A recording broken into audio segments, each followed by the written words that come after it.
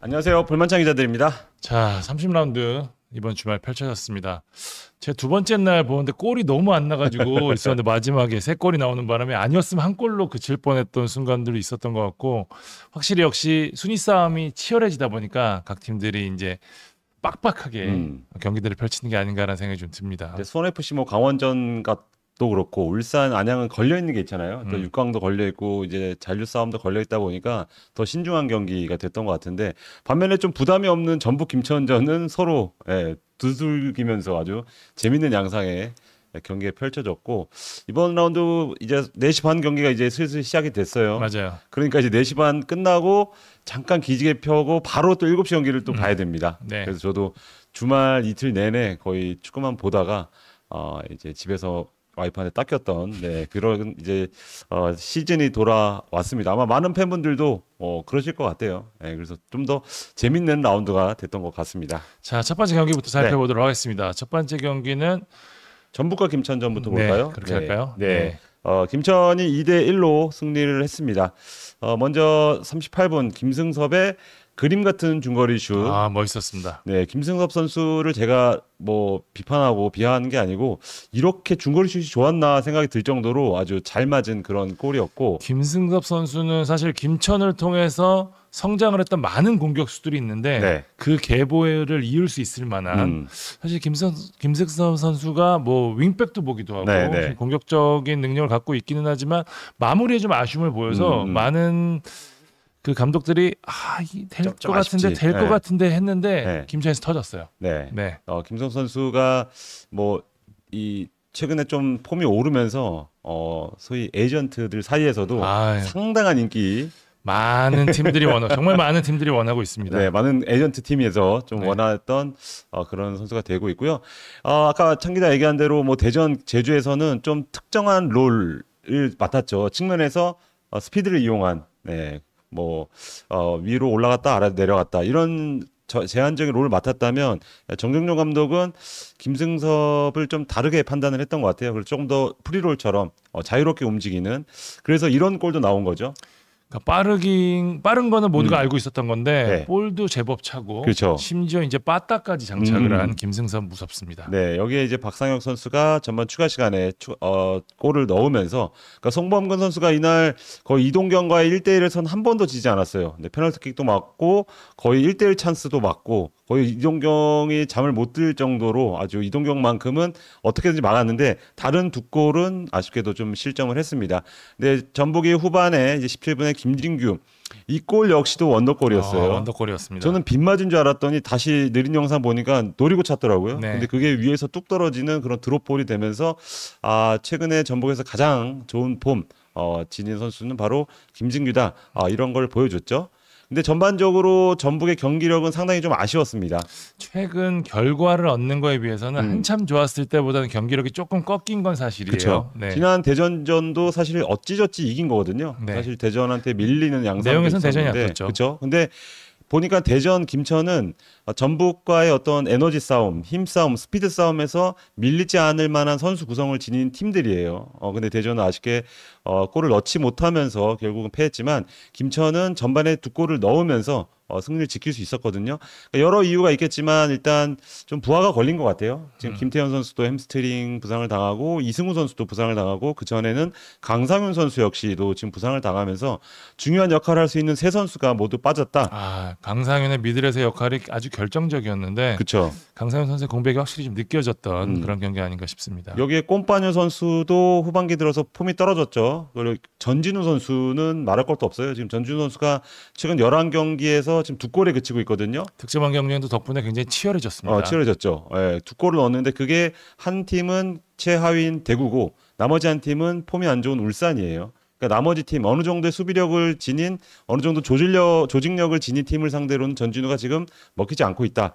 그러니까 전진우가 좋았던 게 박스 안에서 갑자기 어디선가 튀어나와서 골을 넣는 그런 장면이 많았어요. 그러니까 손흥민 선수와도 어떤 스타일 면에서 비교할 수 있었는데, 최근에는 그런 장면이 거의 안 나와요. 맞습니다. 그러니까 측면에 딱 아까 예를 들었던 김승석 선수와 비교했을 때, 김승석 선수가 한참 안 좋았을 때 모습처럼 측면에 멈춰서서 내려와서 공을 받는 장면. 그러니까 맞아요.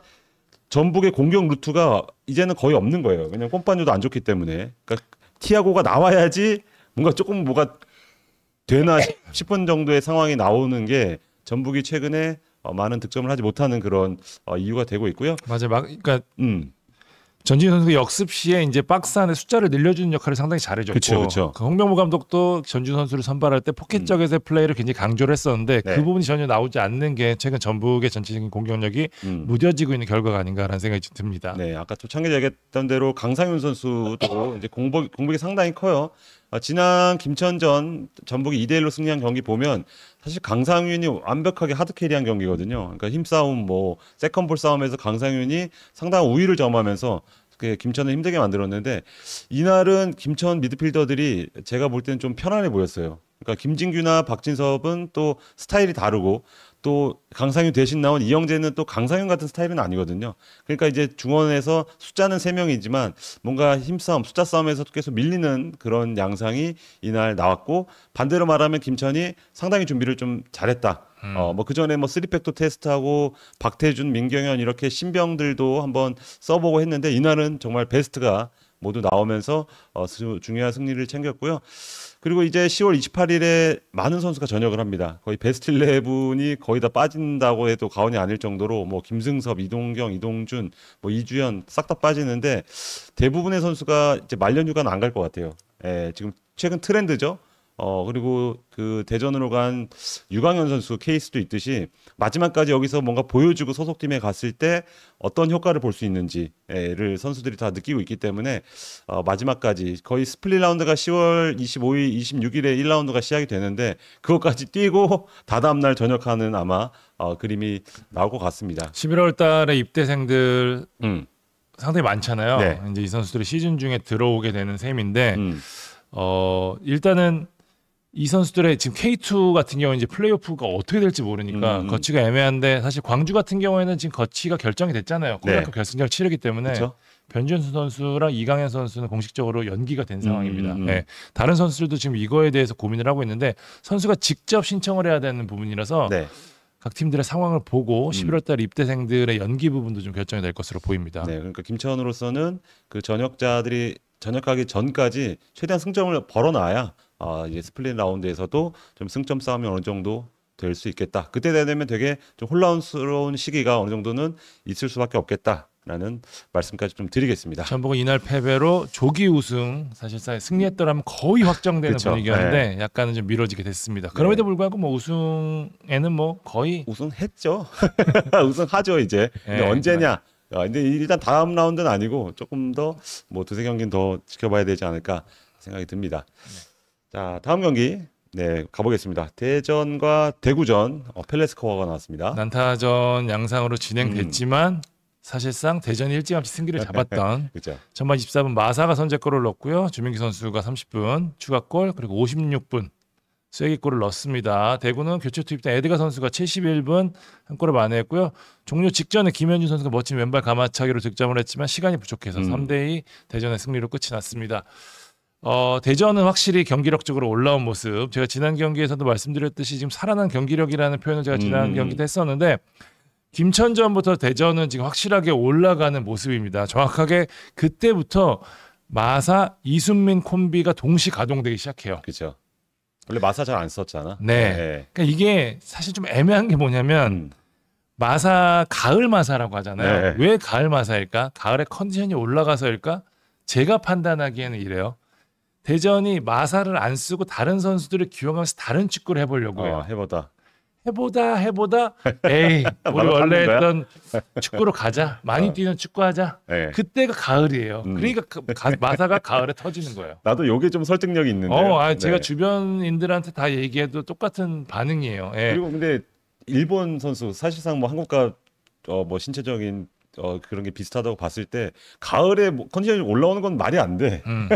브라질 선수도 아니고 뭐 여름에 브라질 선수 컨디션 좋아하는 것도 아니고 아마 창 기자가 얘기한 이유가 맞을 것 같아요.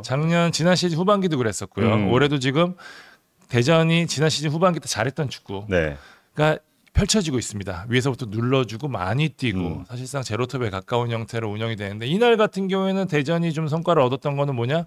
주민기 선수를 모찬호 선발로 기용하고 주민기 선수가 멀티골을 뽑아냈다는 거예요. 그러니까 기존의 틀에 이제 주민기 선수가 녹아들 만큼 이제 올 시즌 한 시즌 다 치러 가잖아요. 대전이나 축구에도 이제 주민기 선수가 확실하게 녹아들었다. 득점 장면 보면은 압박을 통해서 뺏어낸 장면으로 득점을 하거든요. 사실 이게 지금 대전이 가장 잘하고 하려고 하는 축구인데 주민규 선수가 그걸 해냈던 거예요. 그래서 그런 의미에 상당히 좀 의미가 있었고 몇 분이었죠? 전반에 그 볼 뺏어가 후반이었나요? 볼 뺏어가지고 이제 롱슛. 네. 와 그거 들어갔으면 데이비 베컴급이 될 뻔했는데 주민규가 그거 의외로 자주 시도하는 거 알아요? 그러니까요. 되게 좋아해요 그거. 그 전에도 살짝 빗나간 장면이 있었는데 이번에는 한태희 선수의 슈퍼 세이브. 그렇죠. 네. 그래서 댓글이 그거 달리더라고. 강현무 보고 있나? 저건 저렇게 막는 거야. 몸을 사리지 않고 막아야 돼라고는 댓글도 봤는데 잘 차고 잘 막았던 장면이었습니다. 맞습니다. 네. 대전이 일찌감치 승기를 잡았고 이날 공격도 전체적으로 잘 풀리면서 일찌감치 승기를 잡나 했더니 대구가 후반 역시 에드가 선수 투입되고 세드가 버전이 되면서부터 이제 공격력이 살아나기 시작합니다. 대구 같은 경우에는 지금 어느 정도 지금 베스트 11이 고정이 된 상황이에요. 지금 그러면서 이제 교체 투입된 선수들이 이제 조금씩 박대훈 선수라든지 에드가 선수라든지 이날 경기는 라마스 선수 상당히 좀 좋은 영점을 보여줬었는데 마무리에서 조금 아쉬움을 보였는데 라마스 선수는 사실 지금 약간 김병수 감독 체제에서 중앙 미드필더 어느 공격수 이 어디 사이에서 뛰어야 되는 상황이거든요. 요게 조금 동선이 좀 정해지지 않는 느낌인데 요 부분만 조금 나아진다고 하면은 대구는 전체적으로 활약적인 부분이 좀 나아지지 않을까.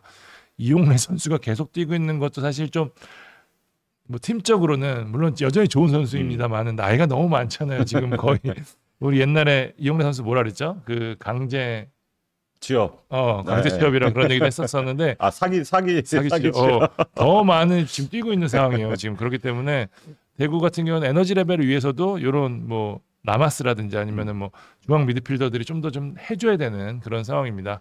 마지막에 김현준 선수가 한 골 넣으면서 이제 추격까지 했지만 어쨌든 한 발 미치지 못했고 그러면서 대전이 3대2 승리를 거뒀습니다. 네, 대구는 지금 거의 3경기, 4경기 모든 골이 다 후반에만 나오고 있어요. 그러네요. 네, 그러니까 후반에 확실히 전반에 이용래를 비롯해서 뭐 정재상이나 이렇게 45분 정말 미친 듯이 뛰어주고 상대 체력 떨어졌을 때 후반에 뭔가 반등을 하는 그런 어떤 감을 확실히 잡은 것 같은데 대전한테 너무 많이 먹었습니다 초반에. 대구가 대전의 저런 상성에 좀 힘들어하는 것 같아요. 확실히 나이 많은 선수들이 많기 때문에 그런지 모르겠는데 전체적으로 위에서 누를 때 굉장히 당황하거든요. 네. 카요 선수 실수도 그랬었고요. 전반에 마사골 들어갔을 때도 전체적인 수비틀이 좀 아쉬웠던 부분들이 있거든요. 이런 부분에서는 대구가 좀 여전히 개선이 필요한 상황입니다. 어쨌든 대전은 이날 승리로 2위 추격을 위한 규정 발표를 마련했고 대구는 가장 안타까운 부분이 장성원 선수의 부상. 그렇죠. 예, 시즌 아웃이 됐다고 하는데요. 대구가 지금 정우재 선수까지 빠져 있는 상황에서 왼쪽 백이 거의 없다시피 합니다. 네. 장성원 선수의 공백을 지금 어떻게 메워낼 것인지 김병수 감독의 고민이 점점 커질 수밖에 없습니다. 네, 지금 이번 라운드에 수원 FC마저 승리를 거두면서 물론 뭐 제주는 패했지만 조금 승강 플레이오프 진출 확률이 조금 더 낮아지는 그런 라운드가 됐습니다. 네. 네, 다음 날로 가보겠습니다. 네, 울산과 안양전 0대0 경기가 났습니다. 경기 전에 유병 감독이 0대0 얘기를 했는데 딱 현실화가 됐습니다. 네, 그래서 나는 의아했어요. 조금 말을 1대0으로 했으면은 뭔가 1대0 이길 수 있지 않을까 싶은데 거의 억가를 당한 수준으로 득점이 되지 않았어요. 네, 조현우 잘하더라. 네, 조현우랑 골대가 거의 이 경기에 어떤 키를 잡았다고도 보여지는데 제가 상암에서 이제 경기하기 전에 이 경기를 다 모여서 봤거든요, 기자들끼리. 근데 안양이 적어도 두세 골은 넣겠다라는 얘기가 많이 나왔는데 결국은 0대0. 네, 유병 감독의 말처럼 됐고요. 울산은 큰일 났습니다. 네, 일단 그 전에 경기력도 계속 안 좋았지만 이날 다시 한번 좀 드러났어요. 네, 그러니까 혹자 그런 말을 많이 하죠. K리그는 뭐 전술 이런 것도 중요하지만 기세 반, 뭐 외국인 반, 뭐 이런 얘기도 해요. 그렇죠. 맞아요. 네, 근데 그만큼 기세가 중요하다는 건데 안양의 기세가 상당히 높았잖아요. 뭐 비록 연승은 뭐 끊겼나요? 네, 연승을 또 하고 있었고, 그래서 안양의 기세가 상당히 높았던 거를 3연승 중이었죠. 네, 3연승 감안을 했을 때 울산이 이 대구의 어떤 도전을 받아들였던 대전처럼 그런 모습을 좀 나왔어야 됩니다. 뭐 전방 압박이 됐든 아니면 중원 압박이 됐든 힘싸움에서 밀리지 말아야 되는데 그런 게 전혀 나오지 않았어요. 예, 그러니까 안 좋은 점 얘기하라면 거의 30분 얘기할 수 있을 정도로 너무나 많은 게 지금 어긋나 있는 느낌이었어요. 특히 가장 좋았던 거는 고승범 보야니치의 중원 라인이라고 저는 시즌 초반에 봤는데 그것도 지금 사실상 뭐 유야무야 됐죠. 네. 예, 보야니치의 역할 자체가 이제 백업으로 이제 축소가 되고 무엇보다 루빅손 선수가 지금 신태용 감독의 축구에서는 지금 갈피를 못 잡는 것 같아요. 예, 루빅손에 어떻게 활용해야 될지 사실 홍명보 감독이 있을 때는 루빅손의 어떤 극대화가 좀 이루어졌다면 김판홍 감독 때는 또 풀백으로 한번 써봤다가 뭐 투톱 써봤다가 지금 여기저기 쓰고 있는데 일단 뭔가 활동량을 믿고 기용하는 것 같은데 그게 안 나와요 지금. 예, 본인이 뭔 역할을 해야 될지를 모르는 건지 아니 뭔가가 지금 몸에 안 좋은 건지 모르겠지만 루빅손도 지금 떨어져 있다 보니까 보야니치 루빅손 동시에 지금 사실상 큰 역할을 하지 못하고 있다 보니까 이제 이선 싸움, 중원 싸움에서 계속해서 밀리는 양상이 나오고 있습니다. 그래서 더욱 충격이었어요. 뭐 안양도 기세도 좋고 최근 경기력도 좋지만 사실 스쿼드로 봤을 때는 좀 비교 불가라고 보거든요. 그러니까 안양, 울산이 어느 정도는 볼을 점유하고 어느 정도는 분위기를 주도하는 양상에서 뭐 치고받고 나와야 되는데 안양이 더 많은 찬스를 얻고 안양이 하고 싶은 대로 경기가 흘러갔다는 것 자체가 신태용 감독이 지금 뭔가 지금 번지수를 좀 잘못 짚은 게 아닌가 싶은 장면이 너무나 많았습니다. 옛날 기록만 봐도 슈팅 수가 13대 7 안양이 우위고요. 네. 유효 슈팅 9대 3이었습니다. 그러니까 울산이 홈팀이었는데 점유율은 당연히 좀 높은 상황이었지만 네. 만들어가는 과정에서 차이가 너무 많이 났고요. 말씀 저희가 서두에 얘기 드린 대로 골대 그리고 조현우 선수가 없었더라면 안양이 완승을 거둬도 이상하지 않았던 흐름이 아니었나라는 생각이 좀 듭니다. 네, 울산으로서는 0대 0을 통해서 승점 1점을 딴 게 차라리 좀 다행일 정도로 그런 경기가 됐는데 아마 울산 팬분들도 공감하시겠지만 지금도 지금인데 앞으로가 좀 더 걱정이 될 것 같아요. 이제 뭐 이제 승강 플레이오프와는 어느 정도 승점 차가 있긴 하지만 그럼에도 최근 경기력은 상당히 좀 우려가 되는 그런 경기력이 나오고 있기 때문에 이게 어느 정도 반등의 터닝 포인트가 있어야 되는데 네. 일단은 감독 교체 후에도 없었고 A 매치 휴식기 이후에도 없었고 그러니까 지금 전체적으로 신태용 감독 일단 울산의 첫 번째 문제점에 대한 진단은 체력으로 하고 이제 준비를 했었는데 지금 사실 체력만으로 설명하기에는 전체적인 짜임새, 그다음에 뭐 경기를 풀어나가는 것과 여러 가지 면에서 우리가 알고 있었던 울산과 좀 다른 모습이라 지금 신태용 감독 머리도 상당히 좀 복잡할 것 같아요. 지금 일단은 어떻게든 해법을 찾아놔야 되는 상황인데 시간도 없고 상황도 여의치 않은 게 지금 울산이라 작년에 전북에 보여줬던 그런 흐름들. 맞아요. 네, 이게 기세 아까 얘기하셨는데 지금 계속 내리막이거든요. 이게 한 번은 이렇게 돼야지 이제 올라갈 수 있는 부분인데 제주도 그렇고 안 되는 팀들은 계속 그게 안 되는 거거든요. 울산 입장에서 만 기자가 얘기한 대로 지금쯤 굉장히 좀 걱정, 이제는 좀 걱정해야 되는 거 아니야? 설마 하다가 이제 그런 시점까지 왔습니다. 네, 일단 신태용 감독도 떠나 있는 기간이 상당히 좀 길었기 때문에 아마 감독은 금방 적응할 수 있다. 내가 신태용이다. 뭐 아마 자신감이 있었을 텐데 생각보다 K리그가 좀 어렵다는 걸 많이 좀 느끼고 있는 게 아닌가라는 생각 들고 선수들도 분발을 해야죠. 이게 뭐 어쨌거나 뭐 감독의 전술 뭐 이거 다른 이슈 탓할 수 있지만 결국은 경기장에서 뛰어야 되는 것도 선수들이고 그런 점에서 최근에 부진한 선수들이 상당히 많다는 점이 걸립니다. 여기 또 말컨과 같이 부상자도 나오고 있기 때문에 지금 가장 돋보이는 게 백인우라는 것도 좀 아이러니하거든요. 네, 사실 시즌 초만 해도 백인우 선수 라인업에도 들지 못했던 그런 어린 선수이기 때문에 그런 점을 좀 반성해서 뭐 엄원상이 됐든 다른 선수들도 좀 터져줘야 울산이 반등할 수 있을 것으로 좀 예상이 됩니다. 안양은 좋아요. 예. 에두아르도도 이날 잘하더라고요. 예. 그때 한번 감독이 얘기했죠. 훈련을 너무 열심히 한대요. 그래서 국내 해외 선수 통틀어서 가장 열심히 해서 엔트리에 늘 수밖에 없었대. 원래 뺄라 그랬는데 제주전 때. 근데 이번에는 아예 선발로 기회를 주니까 뭔가 에드와르도한테 기대했던 그런 모습이 나오고 그런 만큼 또 후반에 마테우스랑 유키치를 또 후반에 넣을 수가 있어요. 예, 그러니까 외국인 효과가 정말 역대급인 것 같습니다. 안양은. 진짜 잘 뽑아요. 네. 예, 우리 단장님이 네. 진짜 예전에 감독님으로 계실 때도 외국인 선수는 꽤 잘 뽑았거든요. 네. 안양 말씀해 주신 대로 진짜 외국인 선수가 역대급이고 그러다 보니까 이 중심을 잘 잡아주니까 전체적으로 안양이라는 팀이 흔들리는 와중에서도 승점을 쌓고 다시 또 시간이 지나면 또다시 반등을 할 수 있는 힘 자체를 갖고 있는 게 아닌가. 그리고 전체적으로 선수들이 열심히 해요. 네네. 네, 그게 굉장히 안양의 매력이 아닌가라는 생각이 좀 듭니다. 네. 다음 경기 가볼까요? 네, 보겠습니다. 수원FC와 강원전이고요. 수원FC가 1대 0으로 승리를 했습니다. 자, 수원FC가 굉장히 갈 길이 바빴던 상황인데 잘 나가는 강원을 맞아서 귀중한 승리를 따냈습니다. 사실 경기 전에 암울한 얘기들이 많았었죠. 일단 윌리엄 선수 부상이었고 탈장. 그다음에 안준수 선수도 빠졌고 여러 가지로 이날 좀 불안한 요소들이 상당히 좀 많았던 부분인데 어쨌든 김경민 선수, 안드리고 선수를 측면에 두면서 나름 경기를 잘 풀었고요. 무엇보다 경기 후에 김은중 감독도 이야기를 했듯이 황재윤 선수가 너무너무 잘했습니다. 이날 뭐 잘하더라. 네, 양팀 사실 이날 경기는 양팀 골키퍼 대결이라고 해도 과언이 아니었어요. 박청효 선수도 사박 선수의 두 차례 완벽한 기회도 다 막아내고 여러 차례 슈퍼 세이브들 많이 보여줬는데 황재윤 선수가 이날 상당히 안정적인 모습을 보여주면서 수원FC가 갖고 있을 수 있는 불안 요소를 완벽히 지워냈습니다. 야, 강원 유효 슈팅이 10개예요. 네, 그럼 다 막았다는 거잖아. 다 막았다는 거죠. 네. 그 중에서 몇 개는 또 거의 들어가는 수준이었어요. 네. 김건희 선수 슈팅이 기억이 나네요. 정말. 네. 그러면서 46분이었죠. 강투지 선수의 자책골로 기록이 됐습니다. 처음에는 김경민 선수의 득점으로 기록이 됐다가 나중에 정정이 됐죠. 그러니까 수원FC 입장에서 되는 날이었죠. 크로스였는데 그게 절묘하게 이제 굴절이 되면서 득점이 되면서 이제 선제골을 넣었죠. 수원FC 같은 경우에는 어쨌든 굉장히 오랜만에 클린시트에 성공을 하면서 승리까지 이어지게 됐는데 사실 그 전에 이현용 선수가 이 팀의 수비수 중에 이현용, 이지솔 선수가 핵심이라고 봐야 되는데 네. 어쩔 수 없이 김태환 선수 그리고 최기백 선수를 끌고 갈 수밖에 없었거든요. 확실히 이현영 선수 들어오고 난 다음에 수비가 안정감을 찾은 것도 좀 분명히 있고요.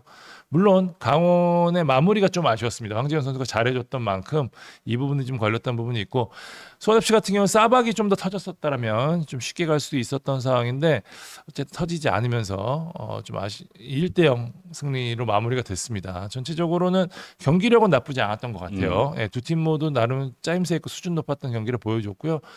그럼에도 수원FC는 역시 윌리안 선수에 대한 향수가 좀 날 수밖에 없는 게 그런 부분에서 마무리해줘서 맞아요. 스코어를 벌렸던 게 바로 윌리안의 역할이었거든요. 솔로골은 K리그에서 최고죠. 네. 안드리고가 그게 좀 확실히 스피드가 좀 떨어진 선수다 보니까 뭐 강준혁 선수나 뭐 이런 선수들을 넘기엔 조금 아쉬웠던 부분이 있었고 강원FC는 좋았던 흐름 계속해서 이어졌던 경기력이 아니었나 싶습니다. 예, 이날도 모지현 선수가 여러 차례 찬스를 잡았었고 김대현 선수가 최근에 조금 아쉬워요 개인적으로는. 예, 물론 잘 안 보이더라고. 잘하기는 하는데 김대현 선수가 조금 더 포인트 생산을 해줘야 되거든요. 이 팀에서는. 그런 부분에 있어서는 김대현 선수가 아직까지는 좀 아쉬운 부분이 아닌가라는 생각이 들고 서민우 이유현 선수로 이어지는 중원 라인은 저는 개인적으로는 K리그 지금 탑 수준이라고 생각을 합니다. 이유현 선수는 이제 풀백보다 저 자리가 훨씬 잘 어울리는 선수 같아요. 조금 더 올라오는 것 같지 않아요? 그러니까요. 요새? 예. 네, 요새 뭐 슈팅 재미도 좀 들린 것 그러니까요. 같고, 예. 이제 축구도사로의 이제 가면을 좀 새로운 가면을 쓰고 있는 것 같습니다. 수원FC가 어쨌든 지금 강등권 탈출이 가장 당면 과제인데 울산을 바짝 추격했습니다. 이날 승리로. 전체적으로는 수원FC 입장에서는 다시 한번 좀 치고 올라갈 수 있는 동력이 되는 승리, 잘 나가는 강원을 상대로 했었기 때문에 강원 같은 경우에는 이제 뭐 6강 진출하기 위해서는 극강인 강릉에서 힘을 좀 믿어봐야겠죠. 당연히 이제 강릉에서 펼쳐지는데 어쨌든 두 팀 모두 나쁘지 않은 경기력. 이상원 선수가 들어갔다 빠지는 상황이 좀 있었는데 네. 뭐 정경호 감독 얘기를 했죠. 발등이 좀 부어가지고 어쩔 수 없는 교체였다고 하는데 네. 그때 이제 누구였죠? 김진수 선수. 그 전 경기에서. 그러면서 다시 들었다 하는데 마지막에 가브리엘 선수 슈팅이 들어갔다라면 영웅이 될 수도 있었는데 좀 아쉬웠던 강원 팬들 입장에서 아쉬웠던 장면이 아닌가라는 생각이 듭니다. 네. 수원FC는 어쨌든 이날 경기 MOM전은 황재현 선수 보도록 하겠습니다. 네. 아마 이번 라운드 통틀어서 가장 좋았던 골키퍼가 아닌가 생각이 듭니다. 네. 자, 다음은 포항 제주전. 이것도 사실 진짜 뭐 경기 스코어는 1대 0인데 거의 원사이드였어요. 내용 자체는 뭐 2대 0, 3대 0에 가까운 그런 경기였죠. 포항이 후반 10분 터진 이호재 선수의 결승골로 1등 승리를 거뒀습니다. 포항은 진짜 다시 한번 2위를 노릴 수 있는 위치. 대전과 승점이 같고요. 2위 김천과 승점 1점 차.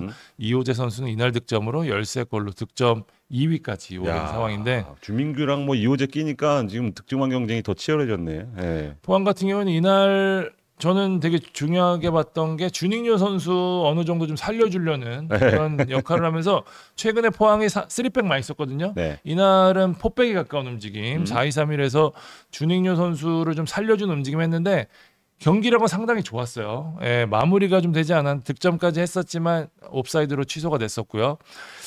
주닝요 선수가 지난 바툼전에서도 나쁘지 않았다는 판단에 이날 투입을 시켰는데 살아나는 것 같아요. 네. 경기력 자체는 골도 넣긴 했죠. 네, 취소됐지만. 네. 네.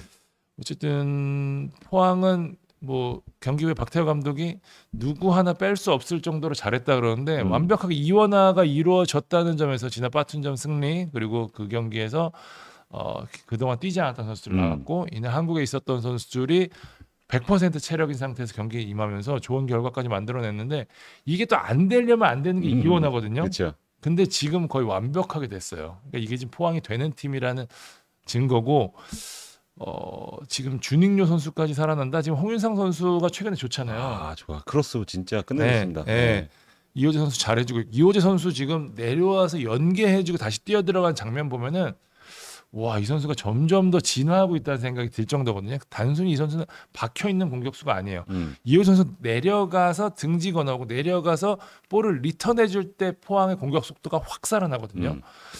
이날도 굉장히 그런 장면들이 많이 보였었고 뭐 전체적으로 조르지 선수도 지금 인내를 감고 지켜본 결과 지금 1인분 이상을 하는 선수로 바뀌었고 네, 열심히 뛰니까. 네, 주닝요 선수까지 살아난다는 거는 포항에 쓸 수 있는 옵션이 지금 상당히 많이 늘어난다라는 생각이 좀 들고 제주는 이날 뭐 정훈 선수 들어가서 3백 쓰는 줄 알았더니 경기 보니까 거의 포백이더라고요. 예, 김민영 선수 4-3-3에 가까운 역할이었는데 이 전체적으로 뭔가 아쉽습니다. 뭔가 뭘 얘기해야 될지 모르겠어요. 네, 그러니까 이게 뭐 완벽하게 뭐가 좀 안 이루어지면은 근데 일단 확실한 건 공격이 좀 무딘 거는 확실합니다. 지금 김준성, 유리 조나탄 그리고 패드릭요 그다음에 오른쪽에 누구죠? 임창우 선수까지 이렇게 올라가는 이제 공격 라인을 꾸려놨는데 확실히 파괴력이 약해요. 이날도 유효 슈팅 단 한 개밖에 없었거든요. 네, 전체 슈팅은 4개. 네. 이날도 수비 쪽에서 그렇다고 안정감이 있냐? 그것도 사실 좀 아니거든요. 실점이 하나 적었던 건 김동준 선수의 슈퍼 세이브 덕택이었지.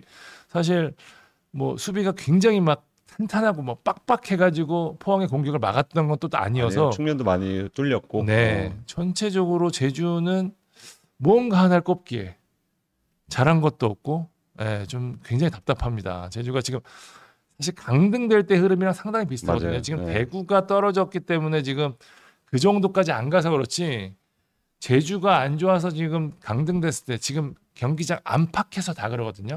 경기장 막 프런트 상황도 그렇고 이날 그래서 제주 팬들이 걸개도 감독이랑 단장 이름이 들어간 걸개도 지금 걸어놨었는데 답답합니다. 제주도 반등의 포인트를 저는 오히려 울산보다 더 만들기 어려운 팀이 제주가 아닌가 싶을 정도로 안타깝습니다. 작년에 김학범 감독이 후반기 때 뭐 이탈로 후반 교체 뭐 그런 통해서 연승하고 반등했었거든요. 그러니까 그래도 학범슨이다. 그래도 구력은 무시 못한다. 이런 평가도 있었는데 지금 이제 9월 말이고 이제 좀 있으면 10월이에요. 근데 아직까지도 포인트를 못 잡고 있고 최근 경기력을 보면 지금 3연패 중이고 7경기 연속 승리가 없는데 7경기에서 보면 하나같이 뭘 하는지 모르겠다는 게 전체적인 좀 반응입니다. 스쿼드 보십시오. 이 스쿼드를 이런 축구를 할 만한 스쿼드는 아니에요. 맞아요. 나쁘지 않아요. 특히 국내 선수는 지금 포항과 비교해도 전혀 밀리지 않는다고 보거든요. 수비부터 측면 풀백, 뭐 지금 백업에 있던 뭐 안태현 선수까지 뭐 포함했을 때 남태희 선수도 남태희도 있고요. 전체적으로는 스쿼드가 좋아요. 근데 이제 김학범 감독은 좀 입버릇처럼 뭐 스쿼드 문제에 대해서 언급을 하죠. 거의 비기거나 진 경기에서는 빠짐없이 그렇게 언급을 하는데 물론 외국인은 뭐 아쉬운 거는 맞아요. 뭐 근데 강원 보십시오. 강원은 없어요. 네, 초반에 강투지 하나야. 네, 그러니까 싹 뺐잖아요. 가브리엘도 거의 제한적인 시간만 주고 있고 그런데 이제 국내 선수로 어떻게든 위주로 이 반등 포인트를 잡았어요. 근데 뭐 안양 같은 케이스 있지만 지금 안양같이 외국인 선수를 이제 쓸만한 선수가 없다고 판단하면 뭔가 국내 선수로 다시 뭉치거나 뭔가가 할 만한 시간은 너무나 많았습니다. 근데 지금 시즌 시작한 지 거의 7개월 다 될 때까지 이런 경기력 지녔다는 게 이렇게 돈을 쓰는 팀이 이런 스쿼드를 지닌 팀이 이런 경기력을 지었다는 거는 상당히 좀 충격적입니다. 그러니까 외국인 선수는 유리 조나탄 이탈로는 검증됐다고 봐야 되고 네. 나머지 선수도 어쨌든 구단이 아니라 감독이 어쨌든 선택을 했었던 부분이고 그리고 저 무엇보다 이창민 선수에 대한 활용법을 아직까지 못 찾고 있다는 게 저 선수를 조금 더 올리든지 내리든지 여러 가지 이창민 선수는 10번 자리도 심지어 뛸 수 있는 선수이기 때문에 네. 6번은 물론 더 잘할 수 있는 롤을 갖고 있었는데 지금 아직까지 만 기자 얘기한 대로 전체적인 이 스쿼드를 꿰맬 만한 그렇게 구슬도 뭐 서말도 꿰어야 구슬이다라는 네. 얘기 하잖아요. 그러니까 그런 것처럼 전체적으로 이 팀을 꿰는 그런 부분이 보이지 않아서 제주는 상당히 아쉽습니다. 지금 뭐 거의 흐름상으로는 거의 뭐 11위가 거의 확정된 분위기처럼 뛰고 있어 선수들이 뭐 막 기를 쓰고 뛰는 모습도 보이지 않고 네. 답답합니다. 네. 그러니까요. 이게 유리 조나탄도 최근에 또 안 좋아요. 최근에 안 좋은 상황에서 지금 공격수가 없어요. 없다라고 언급을 하면서 이제 기용을 하고 있고 뭐 제로톱도 한번 썼고 했는데 그러니까 이게 저희가 언급하기도 참 못할 정도로 너무나 많은 경기를 치러 왔습니다. 근데 그 사이에 뭔가가 발견을 하고 그거를 그대로 밀고 가는 지금 심지어 대구도 어쨌든 간 김용사 감독이 마지막에 답을 찾았잖아요. 어느 정도는. 그렇죠. 그 베스트 11을 찾아서 이렇게 가면 우리가 그래도 할 만하겠구나라는 걸 찾았는데 실제로 승점도 쌓고 있고요. 근데 제주는 지금 시즌 내내 똑같아요. 선제골을 넣으면 거의 90% 이상 비기거나 이겨요. 그러니까 수비적으로는 상당히 좋다는 거죠. 수비에 많은 숫자를 두고 또 수비에 좋은 선수가 많다 보니까 또 김동준이라는 K리그 최고의 골키퍼가 있고 근데 반대로 이 포항전처럼 선제 실점을 하면 뒤집는 케이스가 거의 10%는 안 됩니다. 역전승은 아마 제가 기억하기 없고 뭐 거의 지고 그러니까 확실히 문제가 있다는 거예요. 이날도 첫 슈팅이 아마 후반전에 나왔을 거예요. 남태희 선수가 아마 첫 슈팅 한 걸로 기억하는데 중거리 슛. 뭐 말도 안 되죠 사실. 이 정도의 어떤 비슷한 레벨의 팀 간의 맞대결에서 제주 원정 팬분들도 그래도 공격하는 모습 지더라도 뭔가 우리가 아쉽다. 와 황인재 슈퍼세이브 이런 것도 좀 보고 싶은 건데 아예 거기까지 가지 못한다는 거죠. 내려서는 것과 전략적으로 이제 과르디올라가 이제 아스날전처럼 의도적으로 내려서는 것과 그냥 습관처럼 내려서는 건 아예 다른 건데 지금 제주는 그냥 습관이 된 거예요 이게. 그럼 어떻게 골을 넣고 어떻게 이깁니까?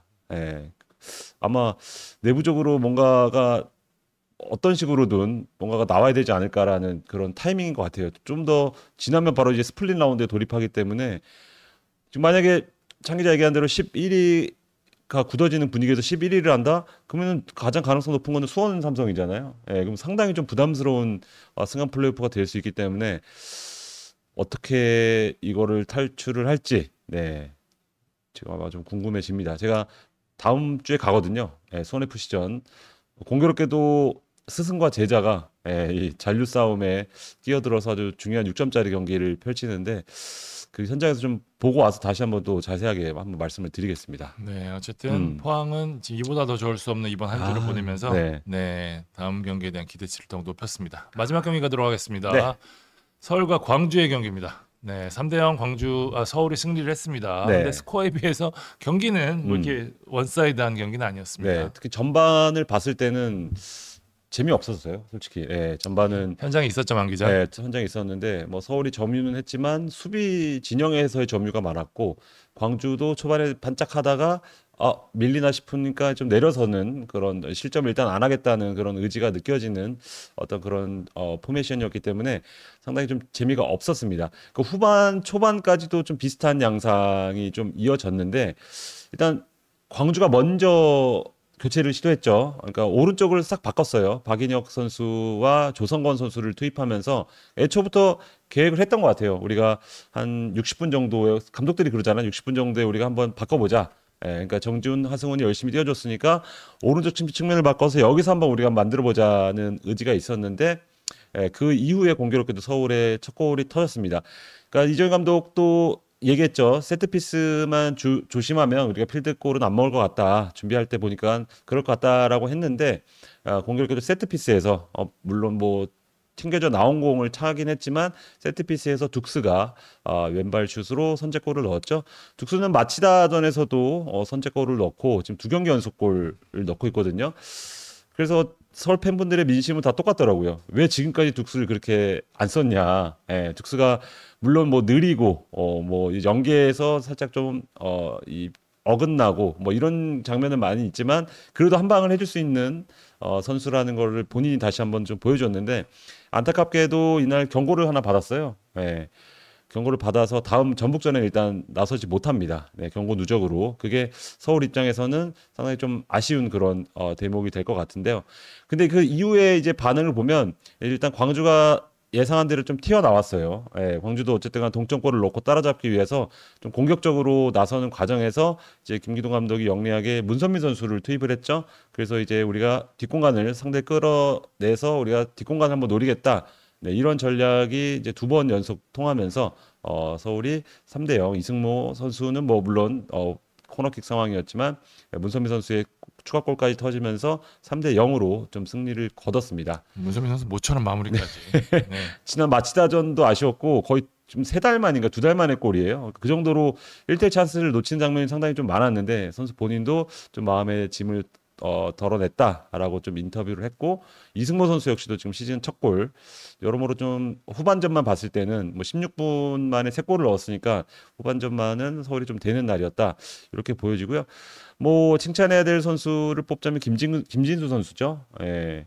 지금 5경기에서 8개 포인트인가 거두고 있어요. 거의 전문 윙어 수준이네요. 예, 거의 세징야의 전성기 시절의 어떤 그런 퍼포먼스. 이날도 1도움을 했고요. 근데 선수 본인 커리어 통틀어서 이렇게 잘한 적은 전북 입단 첫 시즌밖에 없을 정도로 상당한 왼발. 그러니까 하나의 공격 루트를 넘어서 가장 좋은 공격 루트가 이제 김진수가 올라오길 기다렸다가 김진수의 어떤 부메랑 크로스라고 좀 보여질 정도로 김진수의 왼발이 좀 물이 올랐다.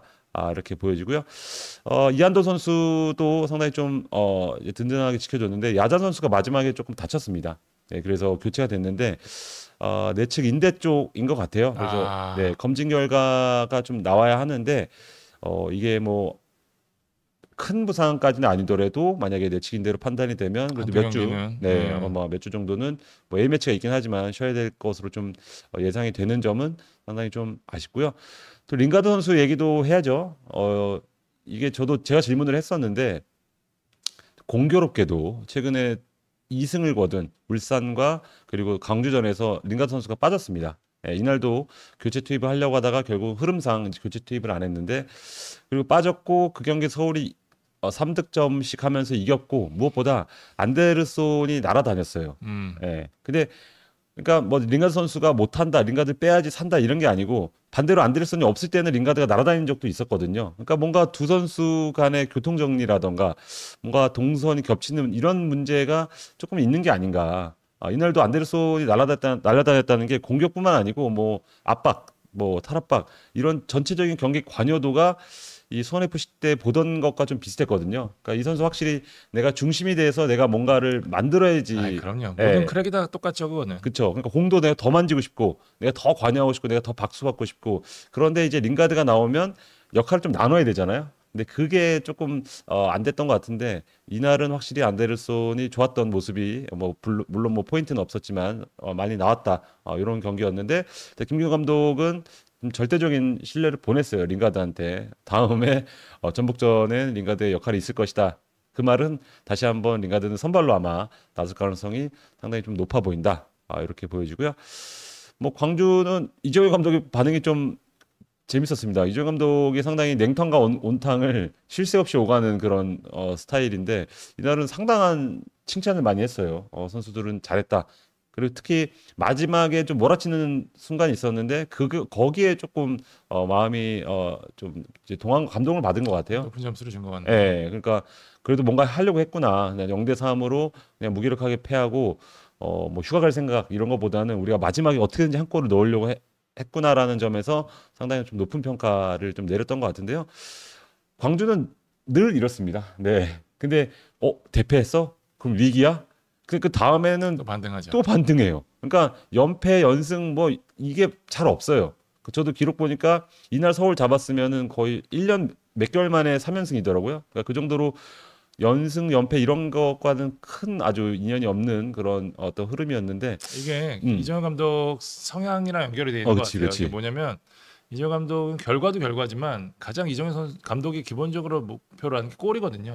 그 팀이 득점을 할 수 있는지가 1차적인 포인트란 말이에요. 당연히 골을 많이 넣으면 승리할 수 있는 확률이 높아지기 때문에 그게 결과를 만들 수 있는 방법이기도 하겠지만 이정현 감독 마지막에 만 기자 얘기한 대로 선수를 칭찬한 것 역시 어쨌든 득점을 노리기 위한 움직임이 계속해서 가져갔다는 거에 높은 점수를 막 주는 거거든요. 그러니까 광주는 리스크를 두더라도 좀 공격을 하고 있기 때문에 아무래도 결과 면에서는 조금 들쑥날쑥할 수밖에 없다라는 얘기 좀 드리고 싶네요. 그리고 아산이가 그리웠습니다.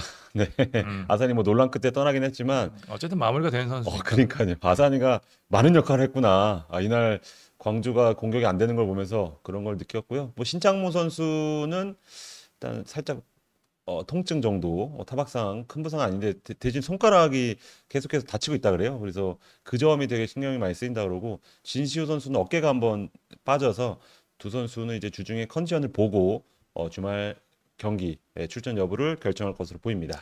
자, 30라운드 6경기 저희 리뷰해봤습니다. 저희가 이번 목요일이죠. 31라운드 프리뷰로 찾아뵙도록 하겠습니다. 감사합니다.